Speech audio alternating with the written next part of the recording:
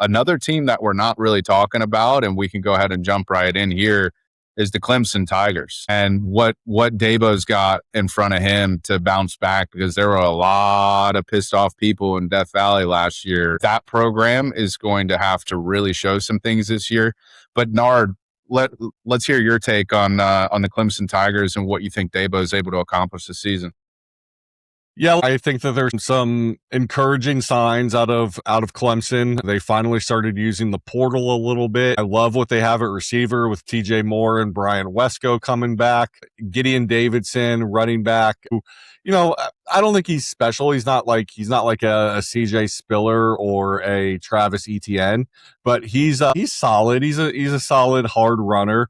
Clemson always has good, strong defensive talent. I think, this year they've got a couple probably day 1, day 2 NFL draft picks with Sammy Brown and Will Helt. Clemson needs to bounce back in the worst way. Last season, to have those expectations to start the season in a top 10 matchup with LSU at home, you blow that one.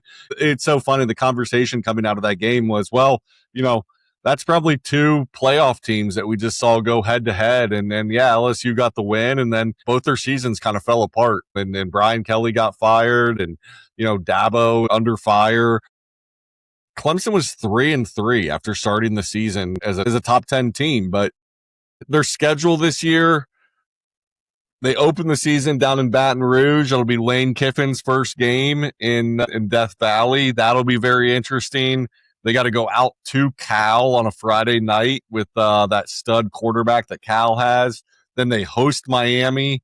They get Virginia Tech at home. They play at Florida State. They get Georgia Tech at home, and then they host South Carolina in their rivalry game at the end of the year. So I don't think it's a very easy schedule, but I think Clemson, there's so much track record of Dabo.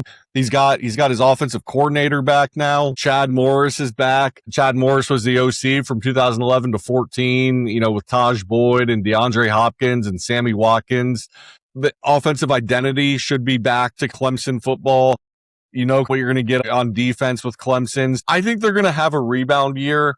I think they're going to be in the mix in the ACC into late October, mid-November. But to me, I think there's too many landmines on the schedule, and I think they're probably, more like a 8-4, 9-3 type team. Ryan, what do you make of the Tigers this year? See, it's funny. I was looking at their schedule, and obviously they start the year with LSU week 1, and then week 5 they have Miami. But outside of that, and maybe it's just me thinking more the Clemson of old, I was looking at their schedule and thinking it's very doable, and a lot of games on there where I expect them to win. So I guess I am high on Clemson overall. I think Dabo will get back to more of the winning ways. I think this might be the first year where they're actually bringing in anyone in the portal. They have just been recruiting high school players up to this point, which when you're losing guys every year and then you're just trying to bring in high school kids to replace them, that's tough. And we've seen the last 3 national champions in IU, Ohio State, and Michigan. Those have been like 3 of the oldest rosters in the country each of the last 3 years. You want experienced old men, not 19-year-old kids who still need multiple years with the strength and conditioning coach to really make the impact that they're eventually going to make. I like that he's at least adapting a little bit. I like Clemson. As crazy as it is, I was actually looking at Clemson to go undefeated at 50-1.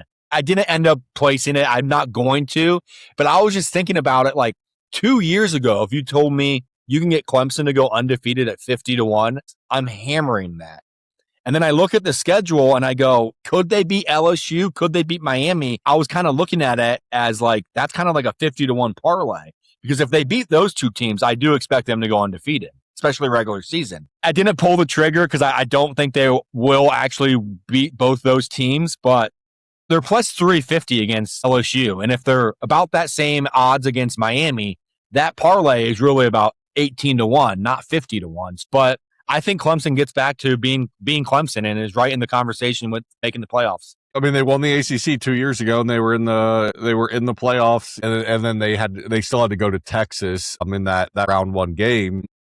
So they're only 1 year removed from winning the ACC and being in the playoff. Last year did not go anywhere close to according to plan, but it's so weird. I'm looking at the national championship odds, and I'm so used to seeing Clemson up there with the Notre Dames, the Ohio States, the Alabamas of the world. Right now they're sandwiched at 100-1 to win the national championship. They're same odds as BYU and Iowa. Kind of crazy to think that that's where Clemson is at right now in the national championship landscape, but it's hard to get excited about this quarterback. It sounds like he could be a fine game manager, but from what I'm reading, from what I'm seeing, I know he played a little bit last year. He only attempted 71 passes, though. Doesn't seem like he's the most mobile guy. He's not like a Taj Boyd or Deshaun Watson where he can hurt you with his legs, too. I think the quarterback spot's the big question mark. The rest of the roster looks to be okay, but offensive line, quarterback, that's not really the most ideal place to have your major concerns. So Clemson is a toss-up for me. I could see their season go either way. Marsh, you have anything more on Clemson and kind of what you're predicting for them this year? Yeah, I agree in a lot of ways with you, Casey. I think the quarterback being inexperienced. Listen, the kid played in like 5 games last year. Most of it garbage time. I mean, the RPO that is Chad Morris's offense is going to get a little interesting because this kid's not the most mobile, friendly quarterback out there. And they're going to rely heavily on getting the ball in the receiver's hands quick. They brought a lot of speed over. We talked about Chris Johnson from SMU and then Gideon Davidson as well. They've got a lot of explosiveness in the backfield. But I don't like that they're weak in the trenches. I don't like that they're weak at quarterback. And frankly, I think for Clemson, they luck out a little bit because they get Miami at home. They get Virginia Tech at home. Those are really the ACC games, even North Carolina at home. Like any ACC team of real meaning is in Death Valley, which will help the quarterback. At LSU week 1 will be interesting, but even if they lose that game, it doesn't hurt their ACC hopes. They've got some very favorable schedule working in their favor here, like Ryan said. But to me, I think there's a kind of a bigger storyline, even some correlations here. With 18 years of Dabo at the helm and all the success that he's had, the noise that we heard last year when they were struggling was loud. And it was surprising and shocked me a little bit. And I think the NIL has a lot to do with this. We talked about their lack of going out in the portal. I think Dabo's got some real character aspect to him where like he doesn't agree with some of the NIL stuff, and that has shown through on the roster a little bit. But I look at what happened to John Harbaugh in the NFL and how many years he was at the Ravens and won a Super Bowl and was perennial playoff contender. And I draw some parallels to where Dabo's at right now. And I think if Clemson has another down year where they lose 3 games, maybe don't make the playoff again, the fact that noise was loud after last year, I think it'll be really interesting to see. I don't know that they'll fire him, but I think all of a sudden you're looking at Clemson Tigers with one of the biggest hot seats at head coach if they don't perform. I understand that the noise was there, but that's one of those situations where it's like, be careful what you wish for. I don't know where 100%. Clemson is going to go to replace Dabo, a guy who's won multiple national championships. Yeah, I agree. I think you look at the Miamis and the SMUs of the world, though, and what they're doing in the portal and what they're spending in NIL and the talent that they're bringing in. And all of a sudden we've flipped this script overnight of who's really competitive in the ACC. Dabo kind of sticking to his guns of homegrown talent, recruiting, developing. Like, I think that noise in that particular fashion is going to continue to pick up, and you're going to have boosters that are like, hey, we're giving you some of this NIL money.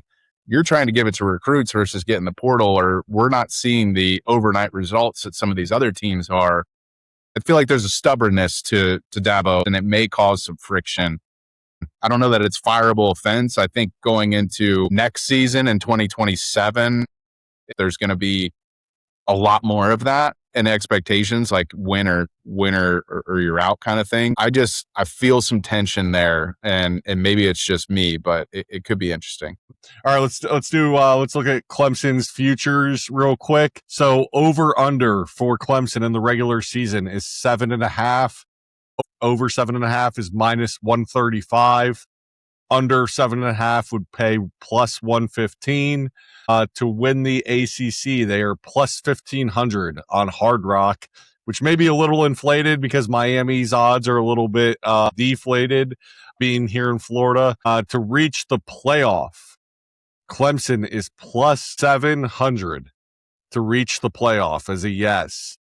No is minus 1,400. Crazy for Clemson to be no playoffs minus 1,400. And like I said earlier, national championship odds for Clemson 100-1, right there with Iowa and BYU. Ryan, Max, anything jump out in terms of Clemson season-long futures? My take's pretty boring on this, honestly. I don't see value in either one of those. I don't think plus 700 is enough for me to take Clemson, and minus 1,400 is too much. Like, this is one of those that I'm probably keeping at arm's length, giving the Clemson Tigers another year to figure out what the hell is going on, and if they're going to get back to what they were, or if this is just going to be the new norm. I like the win total a little bit better. You look at Georgia Southern, Charleston Southern, Florida State. Like, that's 3 easy wins. And then, you've got to beat 3 of North Carolina, Cal, Syracuse, Virginia Tech, Duke, and that's counting losses against South Carolina and LSU. So it's interesting to see where they're at in this. I think there's too much unknown with this Clemson Tiger football team for me to try and sway one way or another. I think I'm looking for better odds and more comfortable picks elsewhere. The only thing that really sticks out to me is the over 7.5. I like. I don't love it at minus 135, but I do like it. And at plus 1,500 to win the ACC, I think it might be worth like a very small sprinkle, a quarter unit or something. Too. I do like them to win the ACC more than I like them to make the playoff at plus 700. I don't know why. I don't know if that actually makes sense, but that's all that really sticks out to me. Yeah, look, I mean, I think I agree because Mark just talked about the new tiebreaker rules. Like, they're not going to get in the ACC championship with a 5-3 ACC record and be 7-5 ACC or 8-5 ACC champion. Like, if they get to the ACC championship and they win, it probably means they probably lost to Miami 7-1 in the ACC, maybe lost to LSU and South Carolina. But that would put them at 10-3 ACC champion. They're going to get in the playoff, I would imagine. If you think that's their path to get into the playoff, well, let's take them at plus 1,500 to win the ACC versus plus 700.